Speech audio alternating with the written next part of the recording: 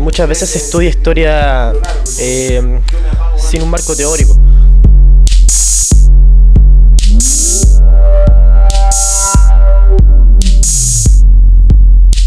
Por lo tanto, uno abarca el estudio de la historia, como decir, a ojos cerrados o a ciegas.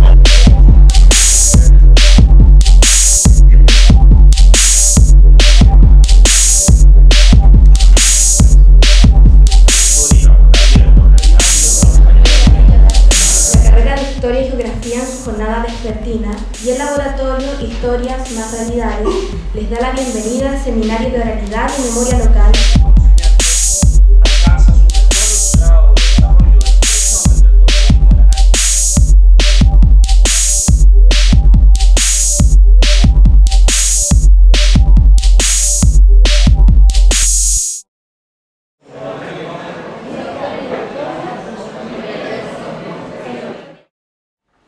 El proceso de reconstrucción a nivel local sobre la base de la recuperación de la memoria es un ejercicio que no desarrollan o no llevan a cabo los profesionales externos, sino que fundamentalmente los agentes locales.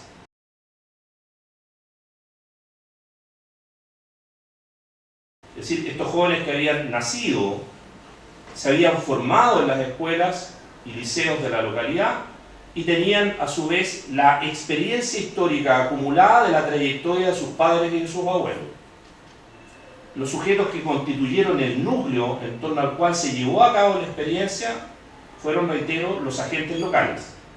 Estos jóvenes entre 18 y 24 años, muchos de ellos en proceso de iniciación en estudios universitarios o técnicos profesionales, que se convirtieron en el nexo, en la mediación entre el proceso de elaboración de lo que podríamos denominar el proyecto o el programa de investigación y la ejecución de la investigación en sentido estricto.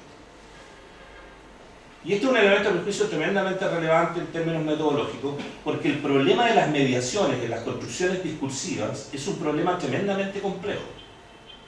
Los intelectuales tendemos a leer los discursos externos en función de las categorías con las cuales nosotros hemos sido formados en los procesos de orden académico. La construcción discursiva del actor, del sujeto, del protagonista de la historia opera en códigos y en construcciones culturales de una naturaleza absolutamente diferente. El nexo de mediación en consecuencia entre el discurso académico y el relato oral es una cuestión fundamental. Si ese nexo no existe, si esa construcción de intermediación no es eficiente, no es efectiva, la reconstrucción que vamos a hacer de los procesos históricos a nivel local va a estar fuertemente intervenida por nuestros propios códigos cientificistas con los cuales nos aproximamos a la historia de los sujetos populares.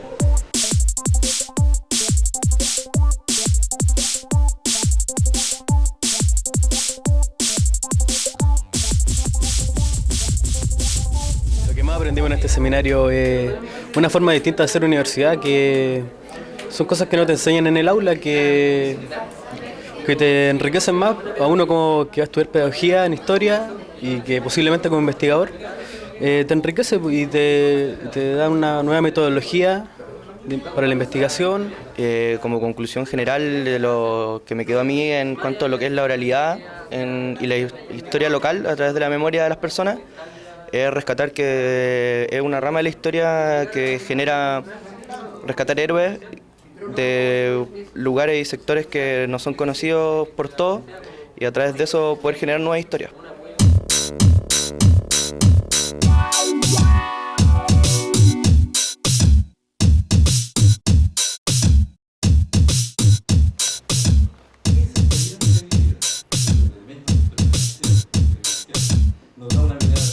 La historia oral no es un mero rescate, que implica una acción unilateral del investigador hacia el material, sino una creación.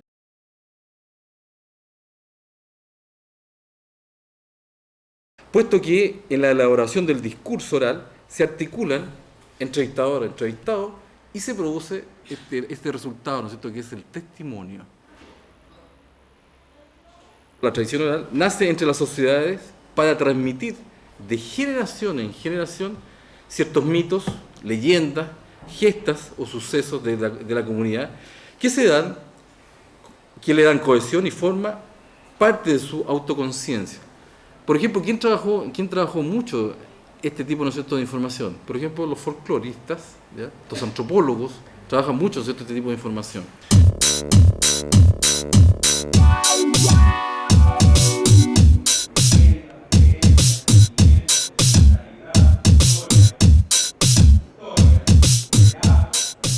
La historia oral constituye hoy la forma más antigua y más nueva de hacer historia.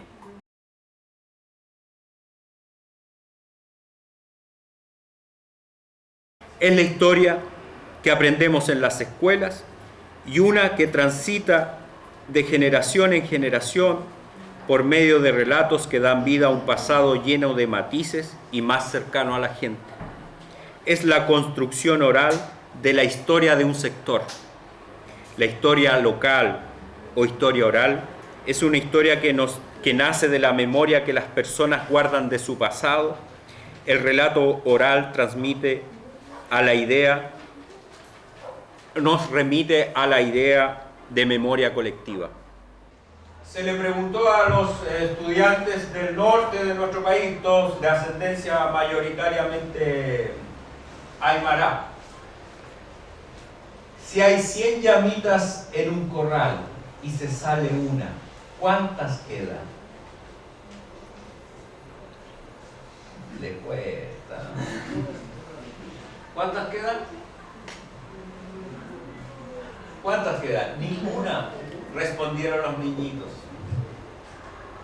Porque cuando una sale, las otras la siguen. De eso estoy hablando, es decir, de una diferencia oral que implica una diferencia de apropiación del mundo, de una manera de pensar distinta. Súper contento también porque hay hartos compañeros muy interesados en este tema de la oralidad y la memoria local. Creo que sacamos muchos provechos en cuanto a los académicos, que también nos dieron unas muy buenas ponencias y bueno, terminando con las clínicas con el profesor Tito, pero 100% satisfecha. Como también comentaba con la profesora, es un proceso que recién está en construcción, lo cual da factor a la flexibilidad. Y eso me gusta porque da espacio a la experimentación, lo cual salen nuevas cosas, nuevas tentativas. Y dentro de esas tentativas es lo que me gustó la propuesta metodológica que se habló harto en este seminario.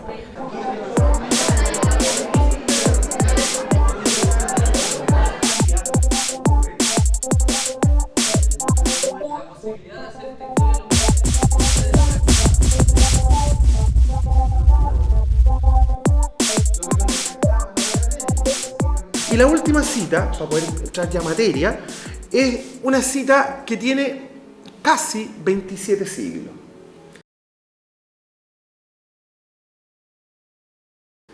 Hay que acordarse también del que olvida por dónde lleva el camino. Y esto lo decía nada menos que Heráclito.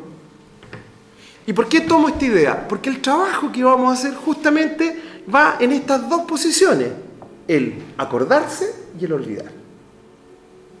Entonces los instrumentos que vamos a tener que generar, los instrumentos que vamos a utilizar, son aquellos que van a recordar el acordarse, el recuerdo, la memoria, pero también las omisiones y el olvido. Porque en un buen instrumento metodológico queda mucho más claro aquello que no se dice que aquello que se dice. La historia de Doña Juanita es mucho y tanto cuanto más importante que la historia de Bernardo Higgins. Porque no podéis saltar de la historia, ese es un tema. Y el otro tema, que la única limitante es el tiempo, y aquí me pongo denso, la muerte. Porque la muerte es lo único que nos quiebra el sentido. Entonces, para poder tener hijos que crean que esta cuestión tiene sentido, les armamos un relato y no nos damos cuenta. Entonces, cuando estudiamos ese relato, tocamos la visión de mundo. Y todo lo que yo acabo de contar es cómo tocáis esa visión de mundo sin ensuciarla.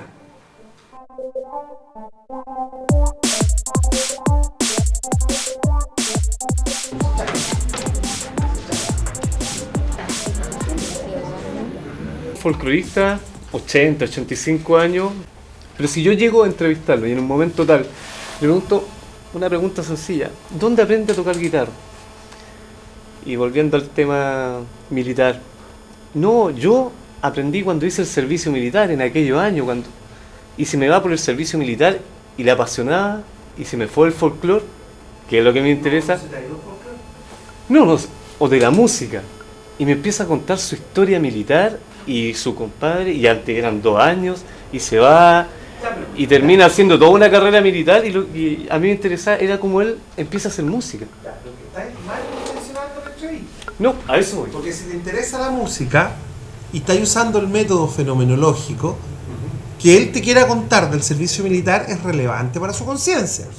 Por tanto, tú cambiaste el foco y tenés que ir a ver qué recurrencia hay en la historia del servicio militar para enlazarla con la música.